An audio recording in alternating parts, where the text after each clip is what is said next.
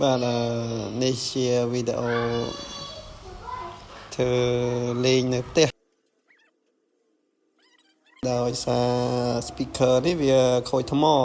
វាប៉ោងថ្មវាខូចថ្មអញ្ចឹង speaker អេវ៉ានេះប្រភេទពណ៌ថ្មតប៉ែអញ្ចឹងឆាប់ខូចអញ្ចឹងយើងឆ្នៃវាលេងទៅដាក់ថ្មសូឡាមកគ្របលេងទៅប្រើបានយូរជាងថ្មស៊ីនរបស់វាទៅទៀតគ្រាន់តែថាវាមិនល្អមើលប៉ុន្តែវាល្អស្ដាប់ដាក់បានរាប់ម៉ោងហើយថ្មនេះសាកម្ដងហើយស្ដាប់បានយូរណាស់យូរជាងថ្មស៊ីនវាទៅទៀតដោយក្នុងវីដេអូនេះបងប្អូនអាចតាមដានមើលបានយើងច្នៃដាក់ថ្មខាងក្រៅថ្ម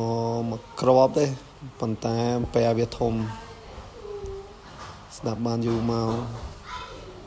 ការច្នៃលេងនៅផ្ទះបើមានបងប្អូន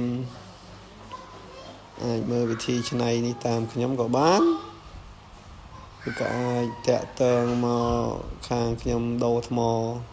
ក៏បានដែរអ្វីដែលអាចធ្វើបានគឺខាងខ្ញុំនឹងធ្វើជូនប៉ុន្តែពួកខ្ញុំជំនាញទៅលើខាងដូរថ្មសូឡាឲ្យទៅប្រភេទដែលឧបករណ៍ប្រើប្រាស់ដែលខូចថ្មអាចសួរនាំតាក់ទងដោះដូរបានបាទហើយក្នុងវីដេអូនេះដែរបើសិនជាបងប្អូនចង់សួរនាំក៏អាចមានចម្ងល់អីអាចតាក់ទងនៅលេខទូរស័ព្ទនៅខាងក្រោយវីដេអូនេះបានបាទសូមអរគុណច្រើន